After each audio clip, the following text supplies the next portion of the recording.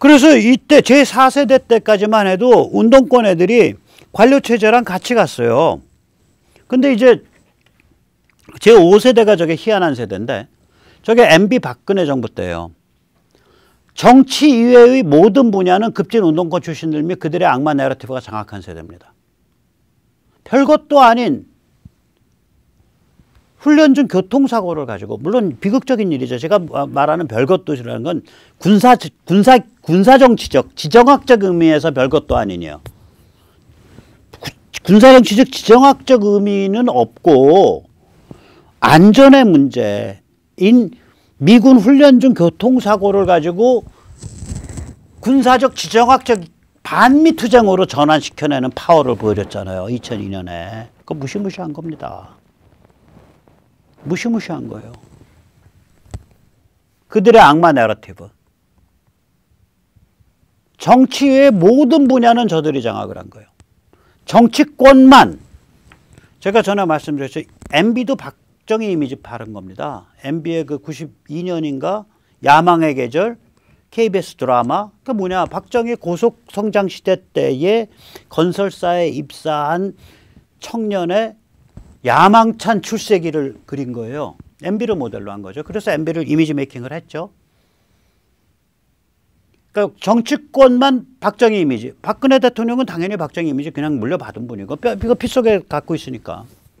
내세운 무늬만 보수예요. 저는 저걸 카이노라고 부릅니다. Conservative in name only. 공화당, 무늬만 공화당. 라이노가 아니라 카이노죠. 무늬만 보수 정치꾼들이죠. 박근혜 대통령이 저 친구들 앞에서 내세워서 얼굴 하시다가 당한 거 아니에요? 뒤에 칼 맞고. 저자들하고 운동권이 타협, 대립, 나눠먹게 하는 게임이죠. 이재호가 박지원 손잡고 90도 인사하고 그런 거 보세요. 김무성과 박지원이 얼싸안고 쎄쎄쎄하고. 그러면서 관료체제는 유지된 거예요. 저 시대 때는 그래도. 제5세대는. 관료체제는 안정화되어 있는 거예요.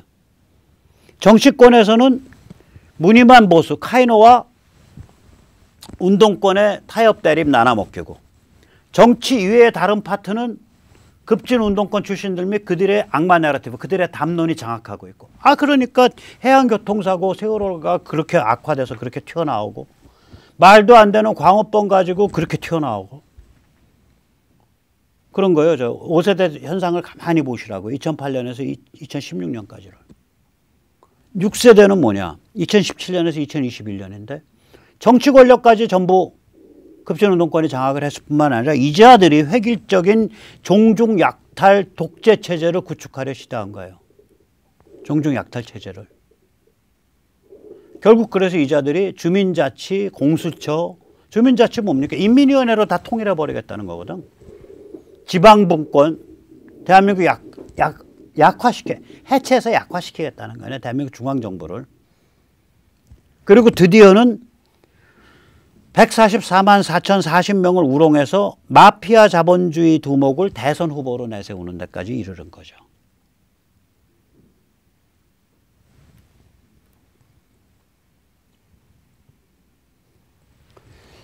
자, 그래서 지금은 뭐냐 그럼 2021년부터는 윤석열이란 현상. 이게 뭘 뜻하냐? 지금 요번에 100일 동안에 국힘을 들어와서 윤석열 후보가 이긴 거는 뭘 뜻하냐면 현상 윤석열이 주체 윤석열로 바뀐 거예요. 국힘 이기기 전까지는 이재명과 조국이 만들어낸 피동적으로 만들어진 이미지였어요. 물론 조국 때 버텼죠. 600일. 맷집 좋은 이미지.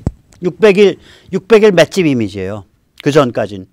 그러다가 7월 30일 날 국힘에 입당을 해서 국힘을 장악을 해낸 이 100일을 통과함으로써 이제 정치인 윤석열이 된 거예요. 정치 주체 윤석열이 된 거예요.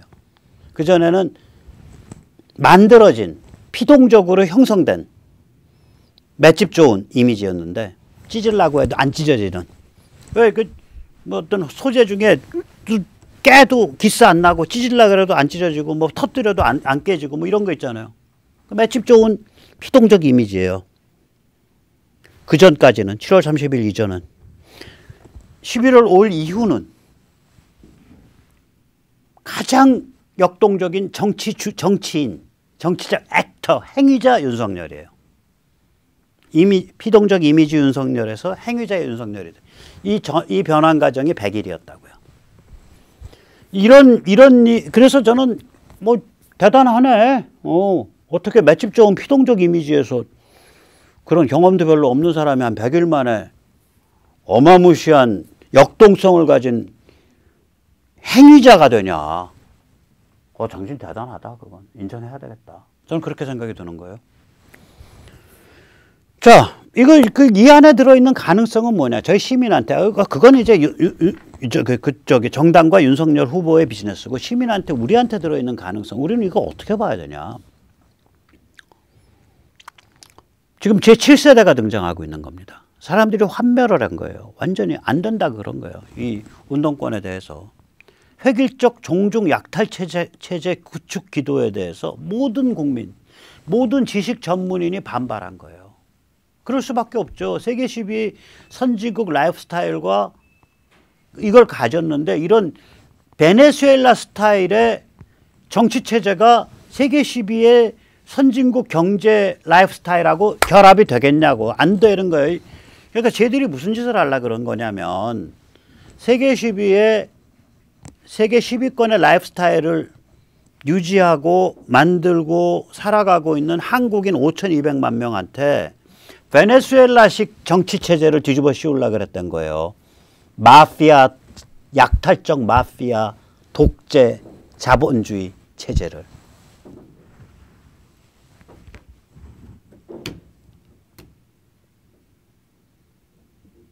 그런데 오케이, 세계 10위 선진국의 라이프 스타일에 걸맞는 그러면 우리의 정치 철학 혹은 정치 문화 있냐? 이건 또 없어.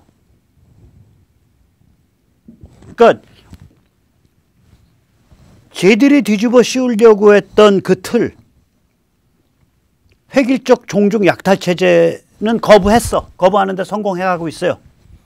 그런데 자기한테 맞는 틀을 식별하고 사람들이 지금 제대로 찾아 나섰냐? 그건 또 아니야. 그 길 중에 하나가 지금 윤석열이라는 인물로 이제 생겨난 거예요. 예로서. 그러면 이 문제를 다시 정리하면, 좀 철학적으로 정리하면 무슨 얘기냐. 1945년 이후 지금까지 76년 동안 한국인이 지금 밟고 있는 과제는 이겁니다. 식민지로 전락했을 정도로 망가진 민족. 우리가 망가졌으니까 식민지로 전락했을 거 아니에요. 저게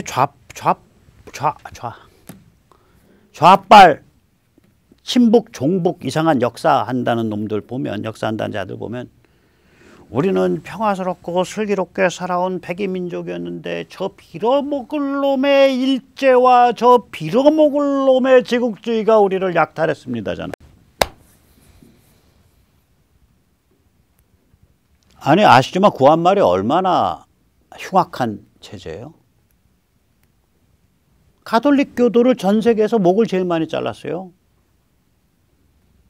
굶어 죽어서 먹을 게 없어서 두만강 넘어서 도망가면 우리 세금 낼 것들이 왜 도망가냐. 그래가지고 활을 쏴서 그 흰 옷 입고 활 맞아가지고 강물에 떠 있는 시체가 강을 하얗게 덮었다는 거 아닙니까? 구한말에. 모내기도 할 줄 몰라. 모내기 일제 때 시작된 거예요. 염전도 할 줄 몰라. 염전 일제 때 나온 거예요. 그전에는 바닷물을 나무 떼서 끓여갖고 소금 만들었어요. 중국보다 생산성이 훨씬 낮고요. 일본보다는 더 낮아요. 옛날, 그러니까 19세기 초에. 완전히 한반도 안에 갇혀갖고 자기들끼리 살 뜯어먹고 사는 것들이야. 식인종처럼. 침체했다고, 침체.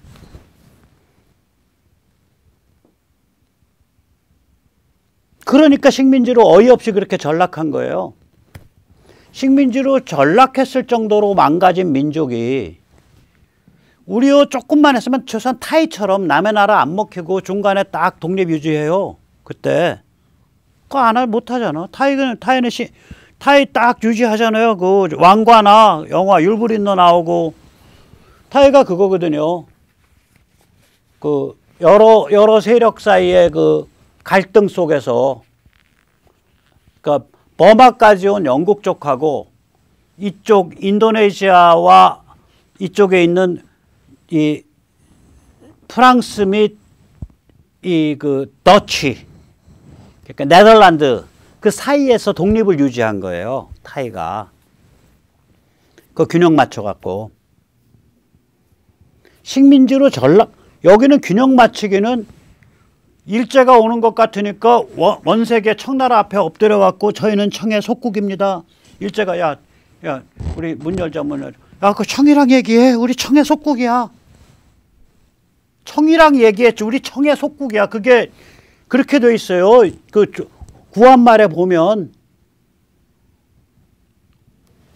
그 짓 하다가 문 간신히 열어놔가지고 나중에 농민들이 개혁하자고 일어나니까 개혁하긴커녕 청 불러들여서 쟤들 좀 학살해 주세요.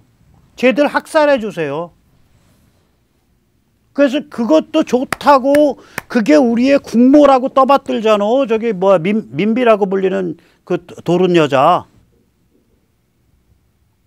청 불러들여서 쟤들 학살해 주세요. 한 거 우리 할아버지 학살해 주세요예요.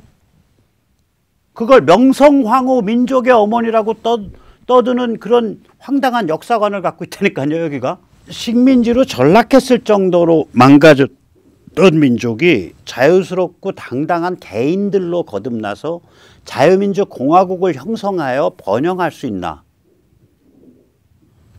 그에 걸맞는 습속, 모리스, 정치 문화를 형성할 수 있나. 이게 지난 75년 동안의 게임이에요. 그거 반복해서 쳇바퀴 돌고 있는 거예요 지금.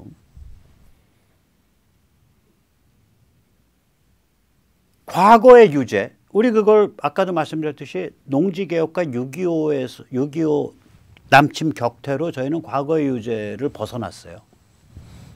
건국 건국과정 8년 동안 45년에서 53년까지. 그 국민 형성됐어요. 거기까지 아주 나이스하게 왔어. 피비린내를 지불했지만 핏값을. 그리고 박정희 대통령 때 원조경제 털어냈어요. 그때 강력한 그 파워와 그 효율성을 가졌던 강력한 엘리트 집단인 군부가 등장을 했어요. 또 그때 관료가 같이 발전을 했어요. 그러니까 박 대통령 대단한 사람이에요. 군부만 엘리트 군부는 원래 있었고 그 엘리트 군부가 관료 제도를 엄청 강화해서 발전시킨 거예요. 김재익이라는 인물이 그냥 나온 인물이 아니에요. 행정체제, 행정표준화 만들고 관료제도를 엄청 발전시켰다고요. 관료 시스템을. 그래서 결국은 군부와 관료에 의해서 그럼 짬짬이하고 다 해먹는 나라 됐냐? 아니야. 박정희 대통령 돌아가시고 나서 군부 관료 합작체제로 몇 년 간 거예요. 정확히 표현하면 88년까지밖에 안 가요. 88에서부터 92는 대타협 전환기예요. 정확히 말하면. 그러면 나라 가장 어려웠을 때 경제적으로는 그 두 군부 관료 합작 체제가 나라를 생존 더 나가서 경제 측면에서는 선진국으로 갈 수 있는 그 트랙에 딱 올려놓은 거예요. 또 이러면서 DJYS 같은 혹은 뭐 낭만 아이콘 노무현 같은 이런 사람들 이 문제. 그 다음에 옛날 박정희 향수 가지고서 가는 이 카이노들 이 문제. 그 다음에 이거 급진운동권이 지금 우리를 정신적으로 지배하고 있는 거. 이런 문제. 이게 내부적으로 이런 문제가 굉장히 많은 거예요. 우리가 그동안 겪어온 게. 외부적으로는 제일 우리한테 심각한 위협이 미중 밀월이에요. 미중 밀월이 되면 한중 밀월이 되고 한중 밀월이 되면 남북 우리 민족끼리가 돼요. 그러니까 친중 친북 대세가 되어버리는 거예요. 거기다가 글로벌리스트들이 뒤에서 틀어주고 있는 악마 내러티브. 이런 문제죠. 이런 내부와 외부의 이러한 말하자면 도전 속에서 근본적 화두. 핵심적 화두는 뭐였냐? 식민지로 전락했을 정도로 망가졌던 민족이 자유롭고 당당한 개인들로 거듭나서 자유민족 공화국을 형성해서 번영할 수 있나? 그런 습속, 모리스, 정치 문화를 형성할 수 있나? 이 화두인 거예요. 다시 그 화두가 우리한테 다시 찬스를 주고 있는 거예요. 저는 낙관을 합니다. 할 수 있다. 이번엔 할 수 있을 것 같다. 저는 환경이 워낙 좋아요. 우선 첫째, 현대 문명이 이게 왜 위기를 계속 겪어왔냐 보면 이 문제였다고 본다고요. 저는 기본적으로. 개인 관점, 개인 소통 문제다. 개인 관점과 개인 소통이 있어야 자유로운 개인이에요. 관점이 개인이다. 자기의 관점을 가지지 않은 자는 개인이 아니다. 이건 니체 말이고요. 개인들로 이루어진 그룹은 진실에 수렴한다. 이게 키에르케고르 말입니다. 저는 둘 다 맞는 말이라고 봐요. 그러면 이런 개인 관점, 개인 소통을 가지면 사람이 자기의 관점을 가지게 돼요. 자기의 기준, 자기의 입맛. 이 기준과 원칙을 근사하게 불렀을 때 비르투, virtue, 미덕이라고 부릅니다. 기준, 원칙, 입맛을 근사하게 말하면 미덕이라고 불러요. virtue라고. 그거 별거 아니에요. 기준 갖고 있냐. 어떤 거 봤을 때 어느 선에 가서 야 이거 구역질나. 이거 안 해. 내가 좀 손해봐도 상관없어. 그런 기준과 입맛을 갖고 있냐. 사람 거기서 나뉘는 거예요. 그래서 이런 개인 관점, 개인 소통을 가져야 관점을 갖게 되는 거예요. 그래야 개인인 거예요. 근데 이게 전부 매스미디어가 지배하는 상태야? 매스미디어의 마지막 가장 강력한 버전이 뭐였냐? 칼라TV와 VHS예요. 비디오 플레이어. 그게 매스미디어의 마지막 버전입니다. 매스미디어의 마지막 버전이 뭐냐? 소니 CD 플레이어예요. CD 플레이어는 내가 트랙은 선택할 수 있지만 그 CD에 있는 음악들 안에서만 선택할 수 있죠.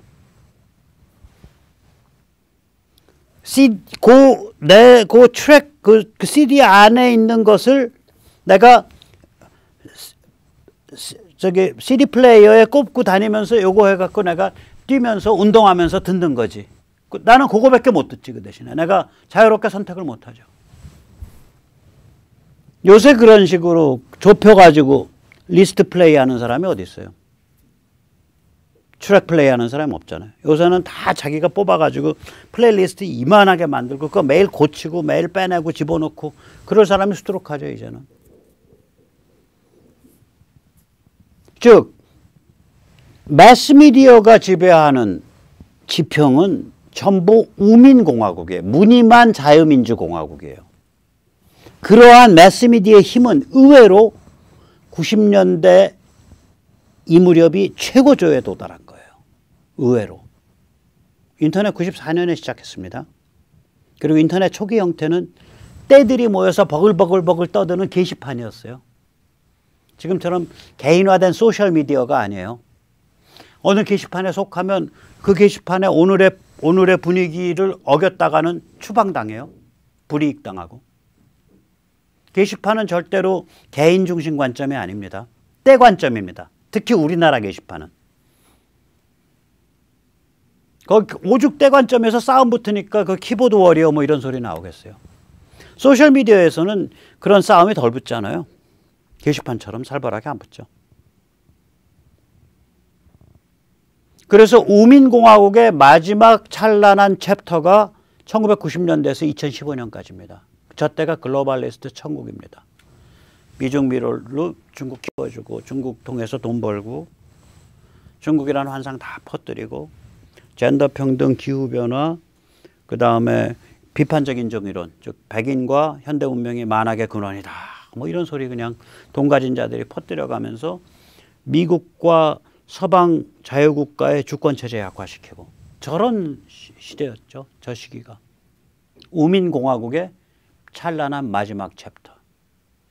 마치 그 항성이 마지막에 그 초신성으로 백색외성으로 변하기 전에 초신성으로 팍 뿜잖아요. 저게 초신성 상태예요. 저 1990에서 2015년이 우민공화국의 초신성 상태. 2007년에 이게 나오고 2007년에 아이폰, 2010년에 안드로이드 나오고 2015 그리고 나서 이게 한 4, 5년 쫙 퍼지고 나니까 그 마지막 상태를 빵 깨는 사건이 영국에선 브렉시트, 미국에선 트럼프 당선으로 2016년에 나오는 거죠. 그러면서 세계가 바뀌고 있는 거죠. 그래서 미국의 지금 정치 사상 문화 여기서 세계가 바뀌고 있죠. 엄청 바뀌고 있죠. 이거 잘 전해주는 사람은 백모, 이충곤 박사, 강미은 교수, 엠킴 뭐 이런 사람들이 잘 전해주는 편이죠. 중국의 정치 위기와 자충수 장기화 이건 박상우 대표, 추북일 대표, 유재일 대표 이런 분들이 잘 전해주고 있고 미중 전쟁의 진행 과정 이거는 백모, 이충곤 박사, 강미은 교수, 엠킴, 박상우 대표, 추북일 대표 이런 분들이 잘 전해줄 거고 비교죠. 한국 종중 세력의 마각 이거는 우리 유재일 대표가 아마 독보적일 거고요. 북한의 혈통신정 전체주의가 막다른 골목에 도달해 있는 걸 쿨하게 아주 민감한 특종이랑 해서 같이 잘 차분하게 전해주는 분은 저는 강철환 대표가 최고라고 생각을 합니다. 그래서 이런 세계가 바뀌고 있다는 것들이 그래도 사람들한테 이렇게 쭉 전해지는 통로가 이제 생긴 거예요. 하루에도 수만 명씩. 그건 뭐 된 거죠. 뭐 웬만큼 돼가고 있는 거죠. 자, 그래서 이제 이렇게 돼가니까 요번에 이제 그 윤석열 후보의 가 된 것에 대해서 이제 눈치를 채고 일본이 배팅을 시작을 했습니다. 이 발언 자체, 즉 다시 말해서 일본 정부가 이 성킴, 미국의 성킴 또 한국의 북핵 대표로 만났을 때 종전선언은 시기상조입니다 라고 발언한 시점은 10월 하순입니다. 10월 19일인가 뭐 그렇게 돼요. 그런데 보도는 어제 했다고요. 교도통신이. 그러니까 발언 시점이 아니라 보도 시점을 봐야 돼. 왜 했겠냐 이거. 이게 묻혀져 있던 건데 이제 보도할 수 있다. 이제 보도하는 게 유리하다라고 생각하는 거예요. 일본이. 그래서 일본 언론이 이번에 11월 5일 윤석열 후보의 확정을 두고서 자유민주 그리고 마켓 시장체제에 관한 후보와 종중 사회주의 후보 사이의 대결 구도다라고 이제 평이 나오기 시작을 했고요. 사실 일본 언론이 이런 평하네 안 하네는 우리랑 원래 우리한테 큰 비중이 없어요. 근데 지금은 중요해요. 왜냐? 미국이 너무 불안정하거든 지금. 미국이 너무 살벌한 정치 내전이 붙어 있거든요.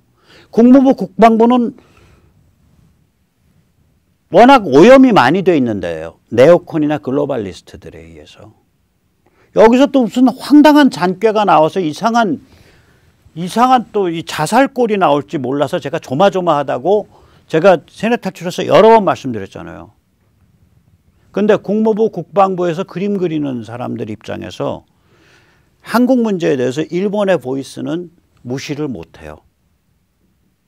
무시를 못합니다. 일본 보이스를 지금.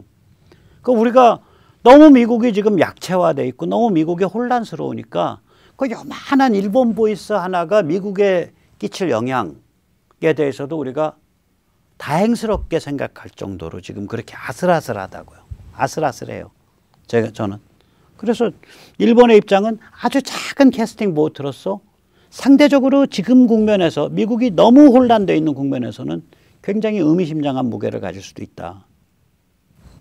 그래서 저는 이번에 일본 이 교도통신 보도 굉장히 기분 좋게 읽었습니다. 자, 이제 보셨듯이 우리가 이제 오케이 뭔 일이 벌어지는 거야? 결국 핵심은 뭐냐면요. 자유롭고 당당한 개인이 자유민주 공화국을 형성하고 유지하고 발전시킬 수 있는 정치 문화와 습속을 만들어낼 수 있냐 없냐예요. 근데 이 화두가 왜 그동안 숨어 있었냐. 자유롭고 당당한 개인이 희화화됐거든. 왜 희화화됐냐. 매스미디어인데 매스미디어 힘이 점점 강해지고 있는데 어디 자유롭고 당당한 개인이 어디 나와요. 그건 교과서에 있고 개념 속에 있는 거지. 왜냐? 개인은 관점을 가져야 되는데 매스미디어에 의해서 관점이 획일화돼서 이 편 아니면 내 편, 뭐 이거 아니면 이거 혹은 이거 전체로 이렇게 깔렸는데 뭐 관점이 없는 존재가 어떻게 개인이 되냐고요. 따라서 자유민주공화국이라는 게 무늬만 자유민주공화국이죠. 라이노가 아니라요. 그러니까 라이노가 뜻이 두 개 아니에요. 무늬만 공화당이 아니라 리퍼블리칸 in name only가 아니라 리퍼블릭 in name only입니다. 무늬만 공화국입니다. 무늬만 공화국.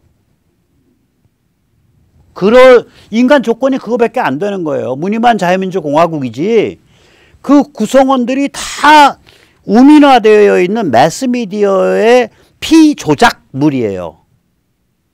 그 상태에선 자유민주공화국이 제대로 꽃을 못 피는 거예요.